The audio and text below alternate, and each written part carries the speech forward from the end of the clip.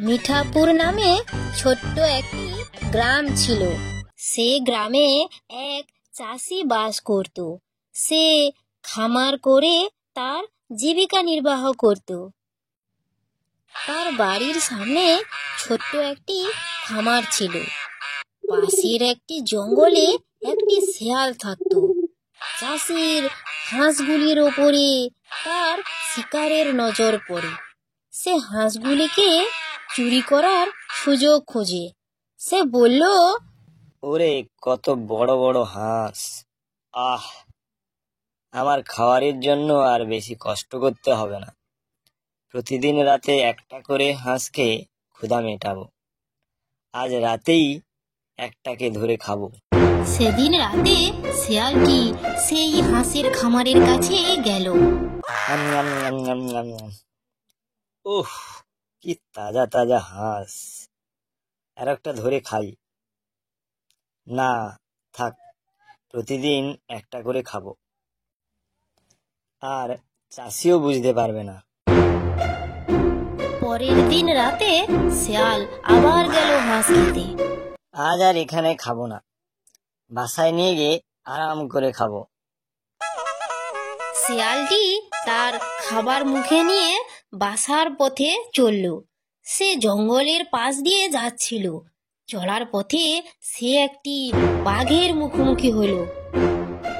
কি হে শিয়াল, আমাকে ফাঁকি দিয়ে শিকারের ভাগ না দিয়ে কই যাচ্ছিস? দে, আমিও খাই। দূর মিয়া, বাঘ আবার হাঁস খায় নাকি? যত সব আজগুবি কথা। আর এটা আমার শিকার, বুঝছস? আমি এর ভাগ দিতে পারবো না। যাও, তুমিও ওই গ্রামের ভিতর থেকে হাঁস নিয়ে এসে খাও। না, লোকালয়ে যেতে আমার ভয় লাগে। একবার শিকার করতে যে মানুষের হাতে ধরা খেয়েছিলাম, তারপর সেই লাঠি পেটা খেয়ে কোন রকমের পালিয়েছিলাম। তুই দিবি কিনা বল? না না, আমি দিতে পারবো না।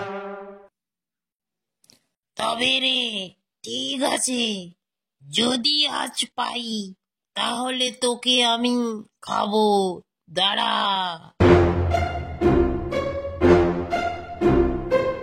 তারপর বাঘটি শিয়ালকে আর ধরতে পারল না। শিয়াল জঙ্গলের মধ্যে পালিয়ে গেল। তারপর দিন সকালে চাষি তার হাঁসগুলো কম দেখে অবাক হলো। বুঝেছ গিন্নি, প্রতিদিন রাতে একটি করে আমার হাঁস উধাও হয়ে যাচ্ছে। কি করি বলো তো? আমি বলি কি, আজ রাতে আমরা একটু জেগে থাকবো, তারপর দেখি কে আসি। যে আসবে তাকেই আমরা লাঠি পেটা করব। ঠিক আছে, তাই করব। যে আসে তাকেই আমরা ধরবো, বুঝছস? তারপর দিন রাতে বরাবরের মতো শেয়ালটি হাঁস চুরি করতে এলো।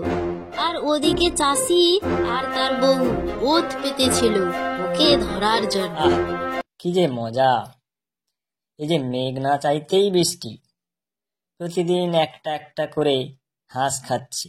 তবে রে বেটা শিয়াল, তুই, আজ তোকে আমি ছাড়বো না। বেটা, তুই আমার হাঁস শিকার করে খাস। আজ ওরে বাবা রে, আচ্ছা করে তোকে আমি ধোলাই মরে গেলাম দেব। রে। ওরে বাবা রে, মরে গেলাম রে আমি। তোকে আমরা প্রাণে মারলাম না। যা, এখন থেকে আর কখনো এদিকে আসবি না, এমনকি এই বাড়ির আশেপাশেও আসবি না। তারপর শেয়াল সেখান থেকে হেলে দুলে চলে গেল। সে এই ঘটনার কারণে আর ওই বাঘের ভয়ে ওই গ্রাম থেকে অনেক দূরে চলে গেল।